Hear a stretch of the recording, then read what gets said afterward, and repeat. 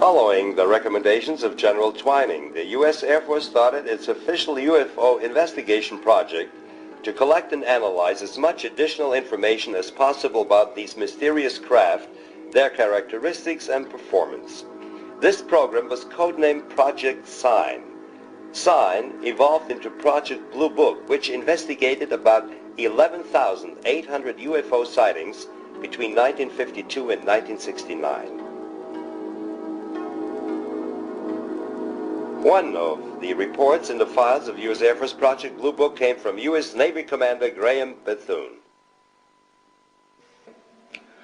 While flying a transport from Keflavik, Iceland to Argentia, Newfoundland, at about 10,000 feet, this was at night, I happened to observe a little bit off of the bow, about 10 or 15 degrees on the water below the horizon, a yellow glow that appeared as though we were approaching a city at night.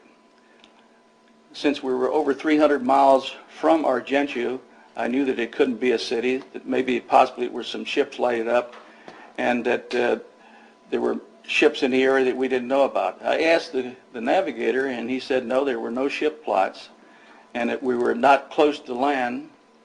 So I observed it for a while, called it to the attention of Lieutenant Kingdon, who was sitting in the co-pilot's seat. He observed it for a while.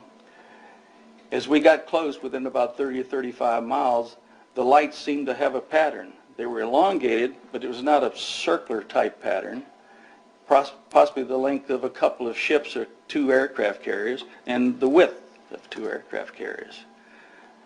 After observing this for a while, we got within a range of, say, 30 miles, the lights went out. And all we saw in the water was a small halo. This small halo started its approach towards us, turned to an orange, to a fiery red, to almost a purplish red.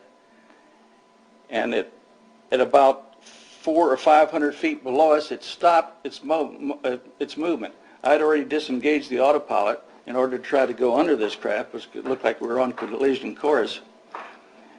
And at that time, I noticed that it was not sitting level. The craft was sitting at an angle, about 45 degrees off the bow, and it was staying with us. So it continued to move with us for a few seconds. And of course, behind me, the additional crew was standing, and they scattered all over the cockpit. A couple were injured. Then it started its movement away from us, and at that time I could tell it was an intelligent craft of some kind, guided. It came up to take a look at us, and then it started its movement away from us. At that time, some other crew members came up, and it looked at what we were observing. I put the autopilot back on, set my course, and walked back aft, and Dr. Mosier was sitting back there, and he was a commander in the Navy at the time. And I asked him, I said, "Doc, did you see what we saw?" He says, "Yes." He says it was a flying saucer.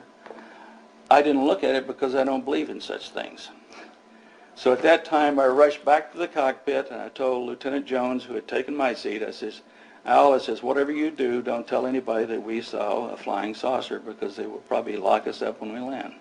So he said, well, it's too late, that I had called Gander Control to see if they had anything on the radar. So at that time, we knew that they knew that we had sighted something.